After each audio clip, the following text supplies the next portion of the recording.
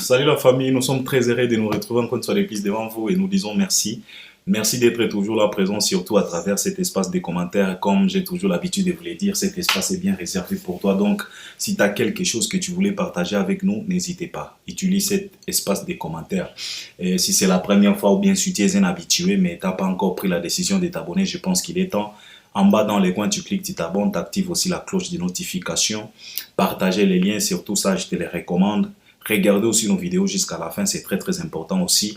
Et puis par après, si tu as quelque chose que tu voulais partager avec nous, en tout cas, utilise cet espace de commentaires. Tu es libre de les faire, tu peux nous laisser même 20 commentaires. Ça dépend de toi, ça dépend de makambo oyo, ozolinga, o yebisa biso. Alors l'actualité nous oblige encore une fois de plus et il s'agit de l'actualité de notre grossiste, au vrai sens du mot grossiste, Fally Ipupa Dicap la merveille, elle est maravilloso.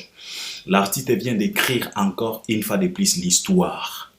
Na Belgique te, na Danemark te, na Hong Kong te, na Miami te, na Toronto te, na Québec te, na France te, na Allemagne te, na Espagne te, na Suisse te, na Hollande te, mais il s'agit maintenant de Londres.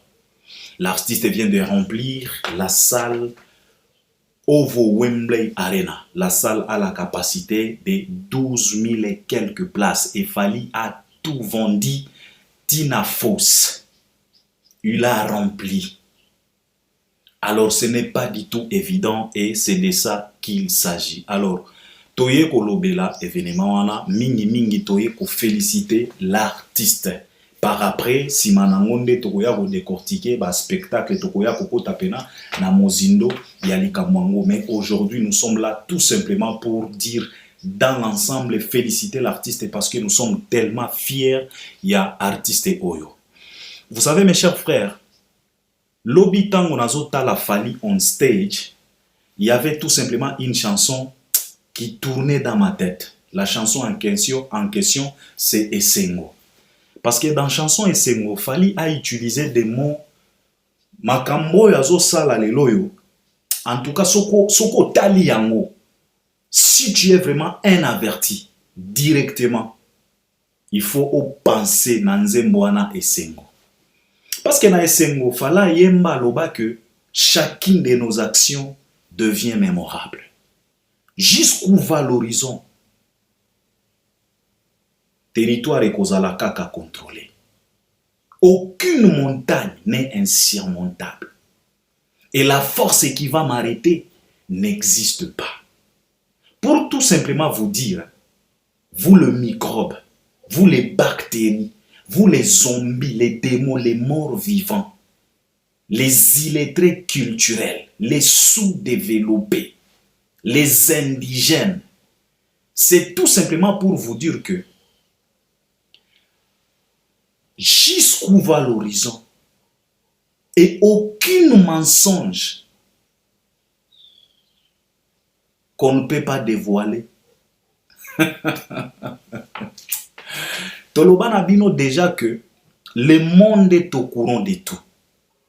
Et la force qui va nous arrêter, nous les avertis, cette force-là n'existe pas. Alors, fais gaffe ndeko, yozo talanga. Et si toloba na bino, tokoma na temps ya var, tout est vérifiable, tout est checkable. Manki on n'existe pas. Au publier likambo ya lokuta na 9h05, yeba ke na 9h06, tokoya ko rappeler yo ke ndeko makambo yo publier longola yango. Parce que ça c'est de ça qu'il s'agit. Alors, nous sommes tellement fiers de cet artiste émissien Fally Ipupa. Pourquoi? Parce que ce qu'il vient de réaliser à Londres, ce n'est pas donné à tout le monde. Vous savez, la plupart de nos artistes, soi-disant légendes, soi-disant icônes, à chaque fois, tant que tolobaka makambo Fally, tant que tozo kumisa, tozo reconnaître ba prouesse sa Fally, ba Congolais, ba Zaïrois, ba sous-développés, ba illettrés culturels, ba zongi sakabiso kaka, o vie kingano asala déjà. Et soko tuni asala yango wapi? O na France. Bana ya tabulei, soki ba meli bimela mela na bango wana balingi baleka na ba télévision po ya ko tutela tolo ba Olympia ya papa na bango, soko tuni bango Olympia yango ya wapi, bakoloba na yo Olympia ya France. Viens na biso quadra, soka lingia tuta tolo, oh Zaïrois, Congolais, soka eba mo Bercy, ezaka kapona nga, soko tunie Bercy o ya wapi, akoloba na yo Bercy ya France. Soka yeli susu, oh Zaïrois, Congolais, po ayoka mo, Paris la Défense Arena, bayoka ngwe pa yanga, soko tunie Paris la Défense yango ya wapi, akoloba na yo o ya France. Batu ya wera, soki basiliki, bango pe babimaka.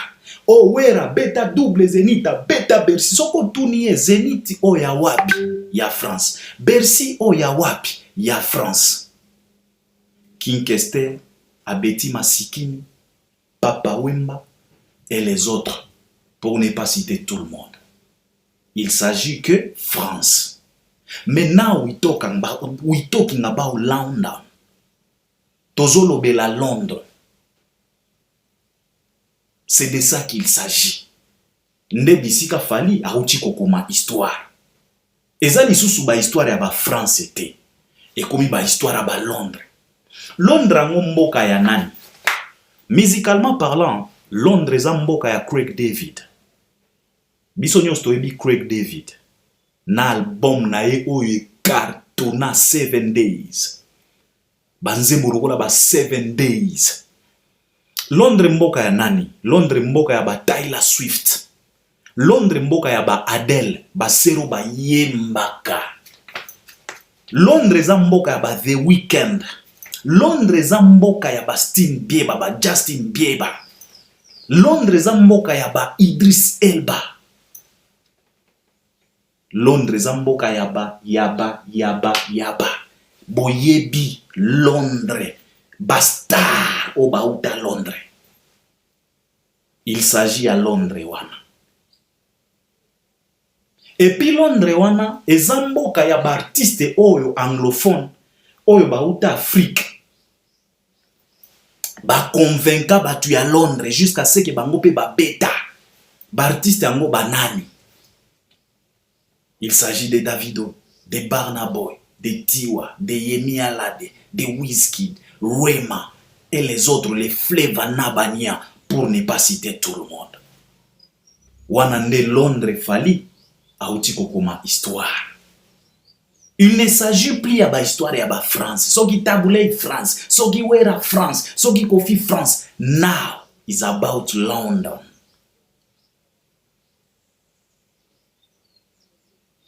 Bisiko ba Manchester ezalaka, bisiko ba Liverpool ezalaka, bisiko ba Newcastle, ni bisiko yo baba bisiko ba Birmingham, bisika wana, bisiko ba Man City ezalaka, bisiko ba Guardiola, ba entraîneur bisika, bisiko ba Erling Haaland, ba beta kabale. Kuna nde bisika fali auti kokoma histoire. Et nous sommes tellement fiers de cet artiste de façon que bozana idete. Lobita monazo tala fali na fani na tali fali na stage.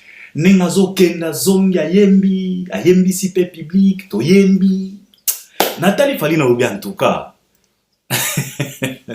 Ezana bato pena. Soki nzamba aponio. Vous savez, à moi, Albert Premier na lobagana batou que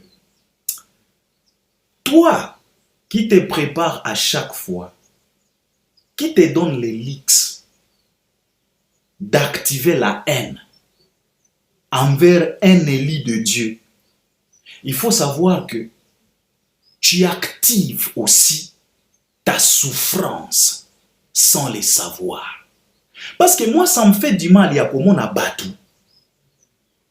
Bazana 1000 possibilités, il y a quoi éviter souffrance. Mais à ma grande surprise, ces gens-là, ils sont tellement amoureux de la souffrance qu'ils ne comprennent pas. Mais les loyaux, na butu ya lobi, tango na talifali, nena yako comprendre que nzambe mutazo confondre bango. Nzambe mutazo endurcir mitema na bango pour ba continuer ko souffrir. Donc Nzambe asali lokola sala ki Ramsès le fameux pharaon oya banda koboya korelache bana Nzambe po Moïse amema bango Canaan. Tu sais, la Bible nous déclare ouvertement que ce Dieu qui a fait à ce que motema ya Ramsès à la tena endurcido Nzamba endurcissa motema na ye. Lobine na ko comprendre que batu oyo baponaka souffrance na volonté na bango te. Ezande Nzambo ya lola zo confondre bango. Yango baolinga toujours kose parce que nana comprenaka te papa. Oboyi fali lundi, mardi au regretter. Au publier mpiaka ya fali na 9h, mais na 16h au changer maloba. Au fini fali na 12h, mais na 14h. Donc souffrance na souffrance, stress na stress, confusion na confusion. Et pourtant, tu as 1000 droits de pouvoir éviter cette souffrance et choisir la paix du cœur. Mais les gens sont tellement incapables de choisir la paix du cœur. Mais les gens se sont scotchés à la souffrance. Lobby, il faut comprendre que eza musala ya Nzambe. Et Albert Premier na lobaka yango toujours que si tu actives la haine envers Fali, yeba que tu actives aussi ta propre souffrance. Car vouloir ou pas negonanga, oko souffrir kaka. Parce que nazo ta la souffrance na ba page ya bato, na ba publication ya bato. Ozo tala pena muto a publié loko mais ozo sentir pena souffrance na kati. Donc ozo sentir pena muto azo souffrir na kati a publication. Et pourtant a publié maloba ozo mona elongi na ete mais na kati a maloba kaka publié o sentir pena awa pena souffrance elali awa. Oyo ya des fois oyembela biso na kokende te na kolala wa babo mabiso ya fali ayeba. Donc souffrance pena souffrance yembe la kabatunze mbwana na kokende te e komi na page ndombolino souffrance ayembi na kokende te na kolala wa babo mangai ya fali ayoka e uti na page ndombolino e ke na page ba acte de la haine kuna souffrance yembi na kokende te na kolala wa e uti kuna e ke na page ya Virginie Mankwangala souffrance yembi na kokende te. Donc souffrance yembe li batu nzembo donc batu bazo souffrir na batata mikolo ba sortie médiatique kili kili koplerniché à pambala pambala. Mes chers frères, il y a moyen d'éviter la souffrance. Éviter la souffrance, c'est éviter tout simplement de se plonger dans la sauce de Fali Ipupa. Car vous n'êtes pas le bienvenu. Si tu te mets à combattre Fali, papa oko souffrir kaka. Car J.B. Mpiana nous a chanté que l'élévation vient ni de l'Orient, vient ni de l'Occident. L'élévation vient de l'Éternel. Donc, oyo tozo mona, malgré travail, détermination, vision, performance, professionnalisme, sérieux, na discipline et artiste, mais yeba yango que c'est Dieu qui a permis ça. Il y a de ces artistes tellement disciplinés que fali na mokilo. Il y a de ces artistes baza pena na tala moko ya kosakana te na mokilo yo. Mais bazo sala makambo loko la falite. Ce qu'il fallait azo sala yango, c'est que il y a la main de l'Éternel là-dedans. Ngana lobaka toujours na ba warioro babengaka tonto Albert, ça devient un peu trop batu bazo linga falite na linga ka koyebisa bango likambo yo que il y a la main dedans, la main de Dieu là-dedans. Boti kaka makambo oyo eya polobi tobetaka histoire. Parce que si Dieu n'était pas dedans, papa, motema mabe na ba kabal, na ba piège à mort. Oyo batiela fali depuis 2006. Soki loboko nzambe ezalaki te nde tokunda fali kala. Mais ye wana azokoma kaka ba histoire. Mokomi ba histoire ye kaka. Mo relever ba défi ye kaka. Motia ba défi ye kaka. Mo surmonta ba montagne ye kaka. Dicap la merveille, Fally Ipupa, El Marabioche. C'est de ça qu'il s'agit. Alors mes chers frères, bino mutubozo pour la souffrance, hein? En tout cas, vous continuez. Toko encourager bino kaka. Il faut continuer. Bon l'embate. Na lobaki na bino que mauvaise foi, na jalousie na bino, eza carburant ya carrière ya Fally. Et si na loba na bino déjà. Alors biso toza na posa botondi cela epe na carburant parce que Fally a plusieurs kilomètres à rouler. Alors on a besoin de cette carburant. Et puis carburant yango eza motema mabe na bino, lukuta na bino, bakabal na bino, ko futa batu. Lobi bato babanda ko bunde la Fally, ko jire devant ba caméra ngai atasoki nini na kotika Fally te leloyo et comme yo toza netre o biso to komi netre nga vraiment na lingi na koma lokola mami ilela. Papa, il faut faire attention. Mami ilela ninga zawana zape na ba préférence na ye. Yo kanisi ndenge mami ilela yambaga wera son, c'est la même chose nenga yambaga déplique. Tu penses que non révisionner ba émission à mami ilela? Toi tu penses que ndenge mami ilela yambaga jibe piano? Tu penses que c'est de la même façon mami ilela yambela kabina filé? Botika kwa mbrouye biso. Omoni soki na lobi na bino déjà que soki bozoli na souffrance te, il faut éviter de se mélanger dans la sauce de Fally. Parce que si on continue la sauce à Fally, papa, au final, on peut souffrir kaka. Vouloir ou pas. Il y a une formule. Souka souka nango, souffrance. Donc, pour nabino souffrance, c'est pena permanent. Eza wana. Permanente kabisa ko kende bisika mokote. Eza wana. Pour nabino. Alors, Fally Ipupa a bêti concert à Londres. Nous les félicitons. Et je voulais aussi féliciter tous les warriors à London. We are so proud of you guys. You know, we are so proud, and then we say thank you because you are coming from everywhere in London. Hein? Et c'était magique, c'était catastrophe, c'était la fête. Vous avez chanté avec Fally Ipupa, c'était, la salle était magnifique. Les Warriors de Londres. Nous sommes tellement fiers de vous pour féliciter Bino et il faut savoir que Oyobo Sali et qu'on poussait ba producteur ya Fally Ipupa ba proposer date mosusu na la plus grande salle mosusu ya Londres. Parce que Wembley Ovo Arena c'est pas la moindre salle, c'est pas la moindre ya ba salle. Il faut faire attention. Donc je pense que Oyobo Sali ba producteur ba tali ba moni et pesi bango mpifo, et pesi bango orgueil, et pesi bango espoir. Yako proposer date mosusu na Londres, peut-être en 2024, après que Fally nous sort un album tellement international comme lui-même avait dit, parce qu'il nous a dévoilé que nakati album wana toko retrouver featuring yaena Idris Elba, yangonde ekobima, en tout cas, ekozala pena grave. Alors, oyo bolakisi biso na Londres, déjà, et fungoli ba production mosusu et fungoli ba porte mosusu. Donc cela veut dire que demain ou le lendemain Fally a koki ko proposer date mosusu na Londres. Alors nous vous félicitons. Alors nous vous félicitons tellement na oyo bosali et nous sommes tellement fiers de vous. Alors Fally Ipupa beti concert na Londres biso nyosto moni na lobi ke toye kaka ko féliciter toye kaka ko loba que Fally a beti concert na ye. Alors bino bandongolo miso bandoki. Ça, c'est votre problème. Souffrance et zawana. Souffrance et zawana pour Nabino.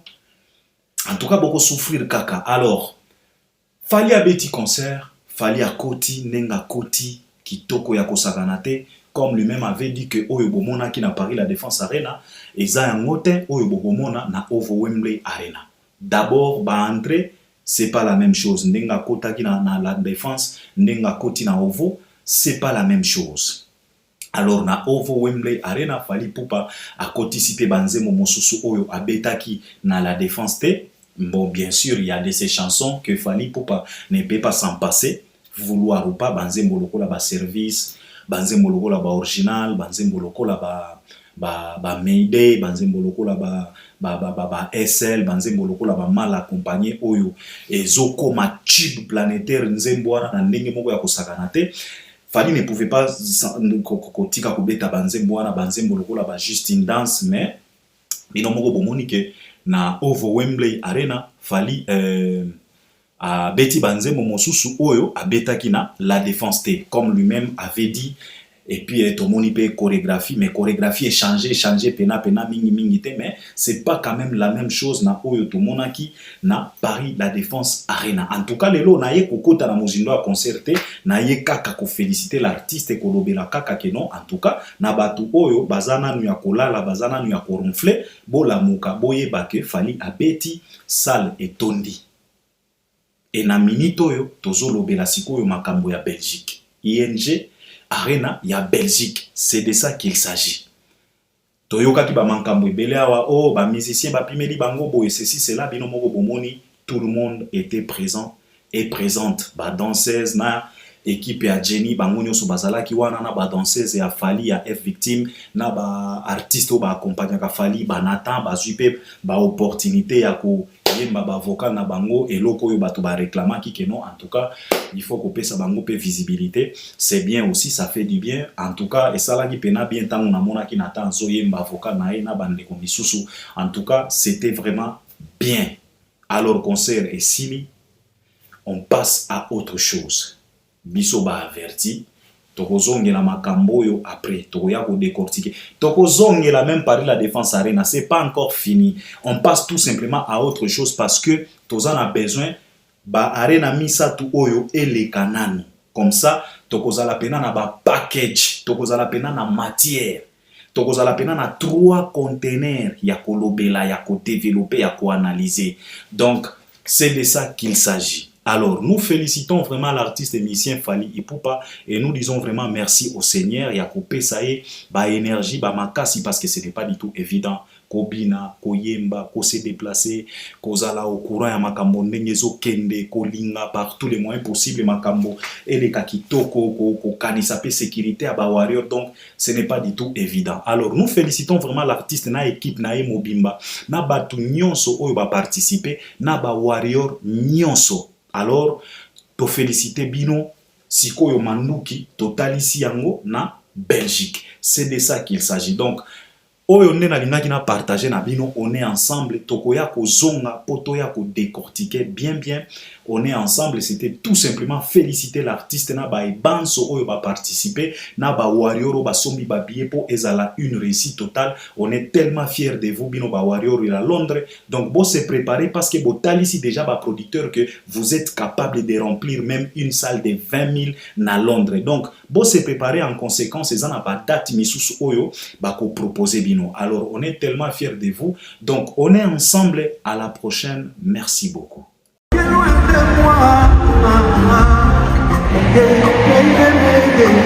Si. Si. Si. Si.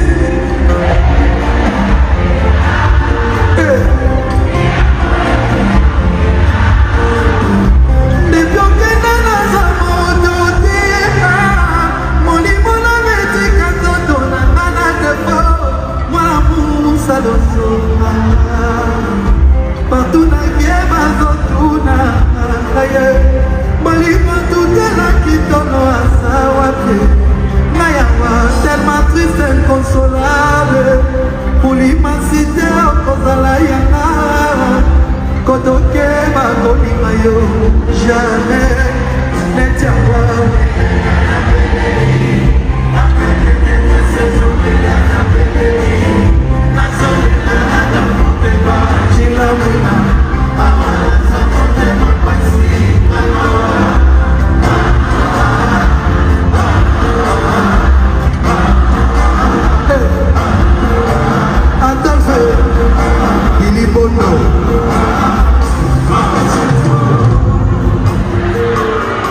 avant l'heure c'est pas l'heure, après l'heure c'est ne plus l'heure, toi aussi je sais. Yangala yanga toujours aimé avant. Pour la vraie place, la vie, l'esprit.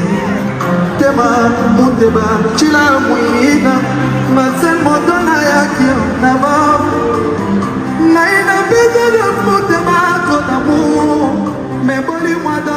moi ekominga ba